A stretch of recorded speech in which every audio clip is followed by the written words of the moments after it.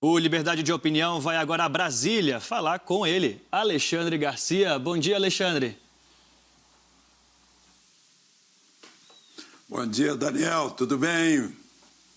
Tudo certo. Vamos lá, tem muito assunto para a gente conversar aqui nesse dia de hoje. A CNN Brasil e a CNN Americana transmitiram juntas o primeiro debate entre Donald Trump e Joe Biden, candidatos à presidência dos Estados Unidos. Esse é o nosso primeiro tema. E quando falaram ali sobre a situação climática do planeta, o candidato democrata Joe Biden deu um recado bem direto ao governo brasileiro.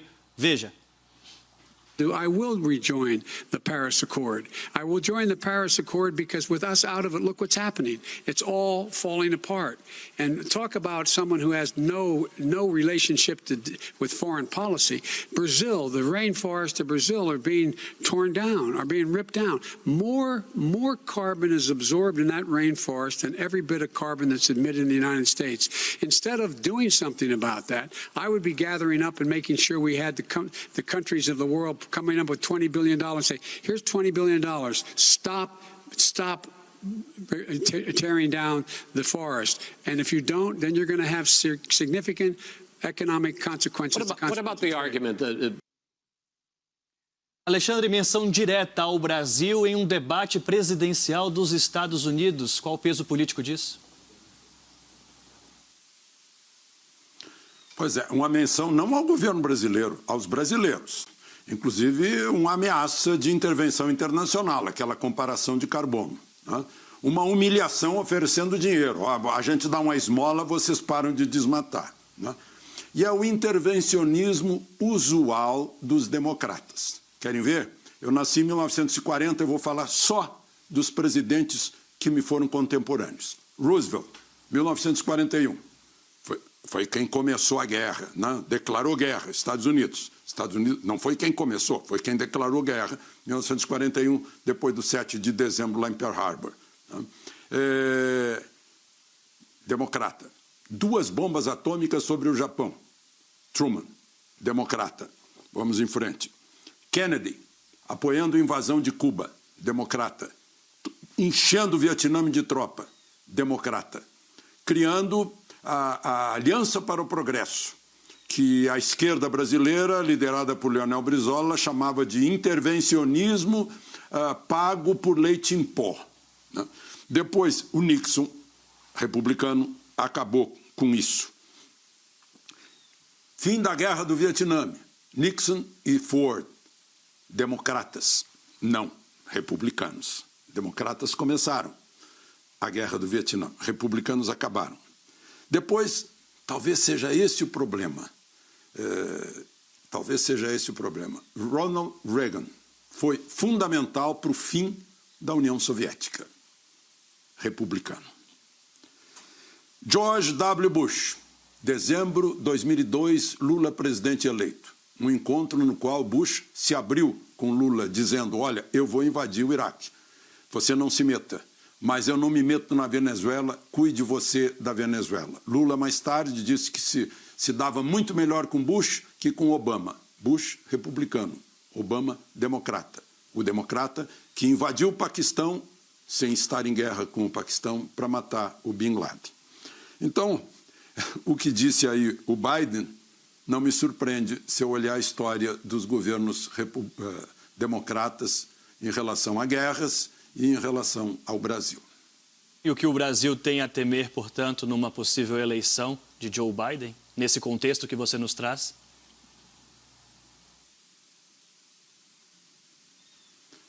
Se for eleito John Biden, nós vamos ter a mesma situação. Vejam só, eu esqueci de Bill Clinton. Bill Clinton se meteu tanto nos negócios brasileiros que foi rompido o acordo militar, Geisel rompeu o acordo militar e fez acordo nuclear com a Alemanha. Né? Então, vai ser isso que ele disse, ele prometeu, está muito claro. Dou dinheiro para vocês aí, dei uma esmolinha para vocês de 20 bilhões, vocês fiquem quietos e parem de devastar a floresta amazônica, porque, olha só, é absorvente de carbono, é interesse internacional. Esse interesse internacional vem desde os tempos, vem lá do Segundo Império, né, do Pedro II, vem lá daquele tempo, já vem esse interesse.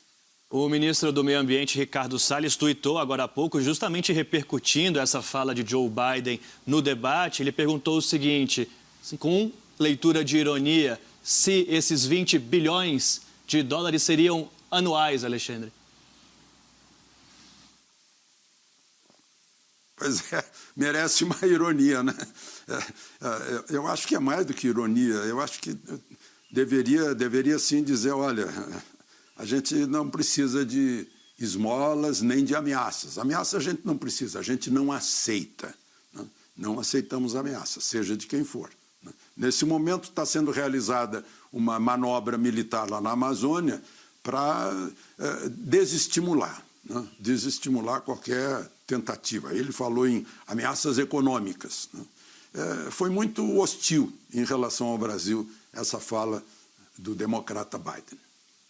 Seguiu o presidente da Câmara, Rodrigo Maia, usou as redes sociais para questionar o ministro da Economia, Paulo Guedes, em relação ao debate sobre a reforma tributária. Maia tuitou o seguinte: por que Paulo Guedes interditou o debate da reforma tributária?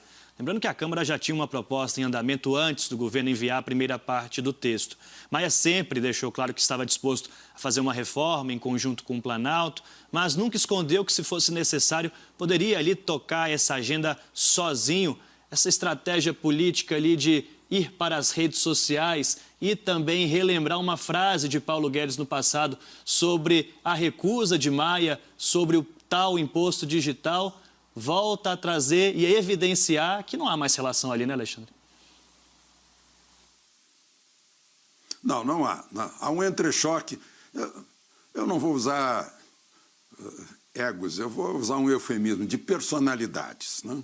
O Rodrigo Maia tem o temperamento do pai dele e o Paulo Guedes já confessou que não é bom de política, né? Foi birrento quando descobriu que os secretários dele iam almoçar na casa do Maia, né? Eu acho que ele foi o último a saber, cancelou, impediu esse almoço. O Maia ficou doído porque, de repente, deixaram ele na mão na última hora, ele, presidente de poder. E a situação já não vinha muito boa, né? Muito amistosa. Agora a gente tem que considerar o seguinte: tem sim uma reforma tributária da Câmara, está na comissão especial, está lá na comissão especial da Câmara. Tem um projeto de reforma tributária. É bom lembrar que a Câmara tem um, o Senado tem outro. Né? Então, não é a questão de reforma tributária, parou, não parou. Né? O líder do governo, Ricardo Barros, disse que o governo, a parte dele, está avaliando para ver que temas terão voto. Porque se não tiver voto no Congresso, não adianta a gente querer, né? Ou não querer, ou a oposição querer ou não querer. É voto no Congresso, é o que está valendo lá, né? A menos que se faça um referendo para perguntar para o povo. Né? Mas nessas alturas o que fala são os plenários, são as comissões especiais que vão tratar desse assunto.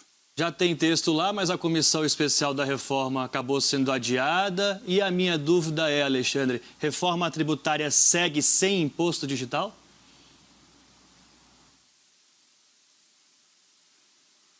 Aí depende do plenário. São 513 cabeças na Câmara, 81.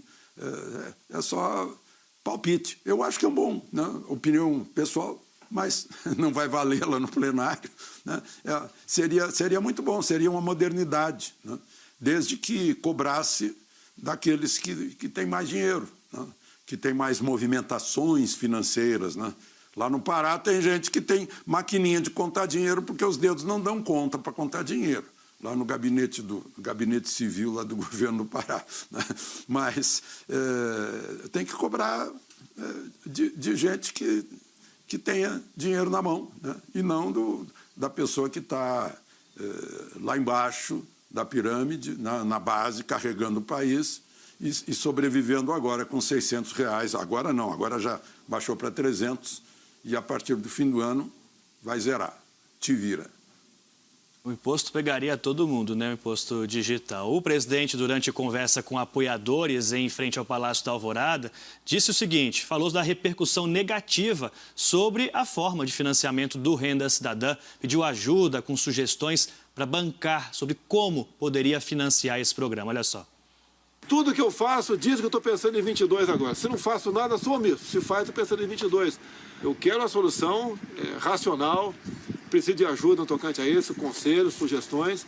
Agora, se não aparecer nada, eu vou tomar aquela decisão que o militar toma. Pior que uma decisão mal tomada é uma indecisão. Eu não vou ficar indeciso. Está chegando janeiro de 21. Precisamos de alternativa para aproximadamente 20 milhões de pessoas que não vão ter o que comer a partir de janeiro do ano que vem. Você concorda, Alexandre? Decisão mal tomada é pior que a indecisão?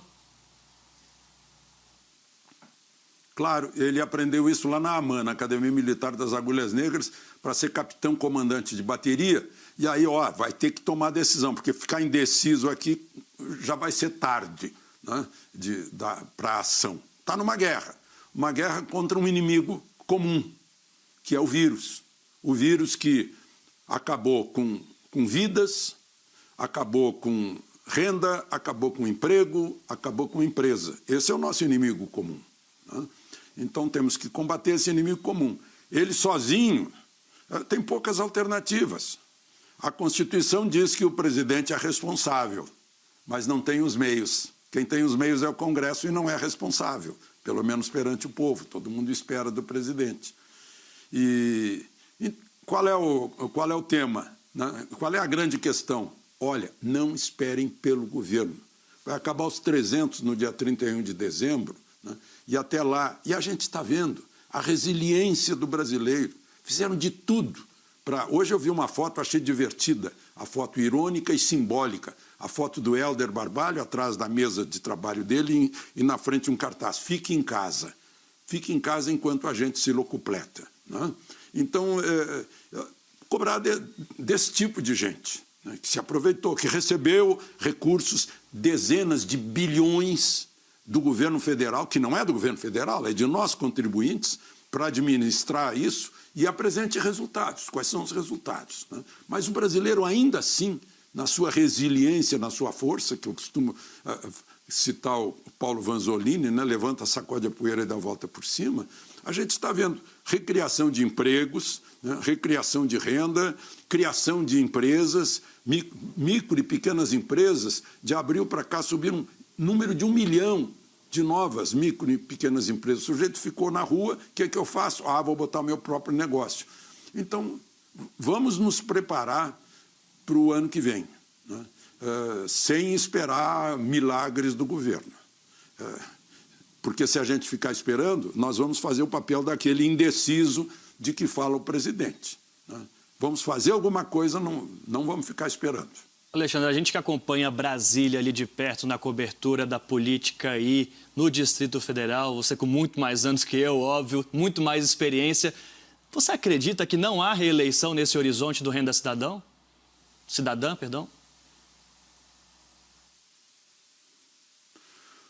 Reeleição está embutida em tudo. Não tem como a gente separar.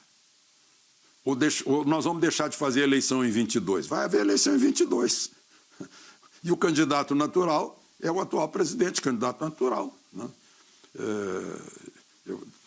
Essa história aí do debate lá nos Estados Unidos, eu disse, vou me preparar para o debate entre Bolsonaro e Sérgio Moro, sei lá quem, né?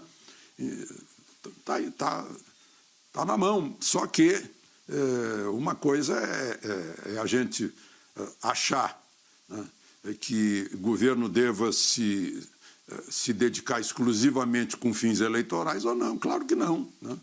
A gente está na cara que não é fim eleitoral, é necessidade, né? Está caindo, não vou dizer caindo do céu, mas parece que caiu do inferno essa necessidade aí da imposição que o país sofreu, né? Fecha tudo, vá para casa, paralise-se pelo medo, olha aqui as covas que estão te esperando, os caixões que estão te esperando, né? E paralisou. Eu não sei se vocês lembram, 11 dias de greve dos caminhoneiros lá no governo Temer deu uma cortada na volta do emprego e do crescimento econômico depois do caos da Dilma. Deu uma cortada, 11 dias. Gente, nós estamos aí há 7 meses. Então, não é brincadeira o que o país tem pela frente. Não é só o governo, não. O governo é um pedacinho do país. o país, nós brasileiros, nós somos o Brasil. Esse problema é nosso, é de todos nós, né? Temos sim que cobrar as responsabilidades dos que nos levaram a isso, né? Mas é problema nosso, de cada um de nós. Em entrevista ao jornal Estado de São Paulo, o economista e ex-secretário do Tesouro Nacional, Mansueto Almeida, falou sobre a situação fiscal do Brasil. Disse o seguinte, abre aspas, se o debate político nos levar a adotar medidas populistas, o custo será muito alto, os juros vão aumentar, a inflação vai voltar, os desequilíbrios setoriais vão se acentuar e o investimento vai cair, fecha aspas. Vou separar aqui, falamos há pouco de popular e populista. Essas medidas são populistas, Alexandre? Bom, Daniel, você lendo a frase do Mansueto, diz assim, se o debate político nos levar, se. Aí eu disse, puxa, eu vou ver quanto se tem nessa entrevista. Eu encontrei 12 se, uma dúzia de se. Ganhou do Kipling, traduzido pelo Guilherme de Almeida, que tem só 9, e se chama se. Então a gente tem que tomar cuidado para não tomar como fato o que vier depois do se, né? Assim como o outro cuidado é não tomar a sério tudo aquilo que numa frase vem antes do mas. O que interessa é o que vem depois do mas, né? Olha, nós vamos para a guerra, mas não tem munição. Pronto, acabou, né? Então, é com base em se adotar medidas tais, isso é populismo, está aqui. Se o governo não fizer alguma coisa, a inflação vai voltar. Se esquecer do controle do gasto, não vamos crescer muito. Se as contas saírem dos trilhos, se a gente quiser mais social, tem que ter fonte estável de financiamento. Se a gente vai ou não vai fazer o dever de casa, se isso não for feito, se o governo falhar, se o Congresso não aceitar, se a gente não pressionar o governo e o Congresso, todo mundo vai perder.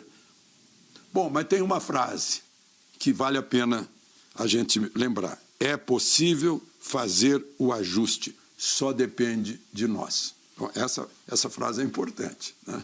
Que temos que fazer um ajuste, né? Para equilibrar as contas públicas, para que não volte a inflação, para que não voltem juros altos, não tenha que pedir dinheiro emprestado, né?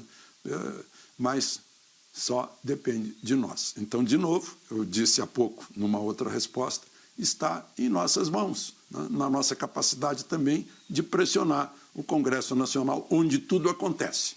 O governo pode querer, mas quem decide é o Congresso Nacional. Se o Congresso Nacional quiser, né, Alexandre? Tem clima político para isso?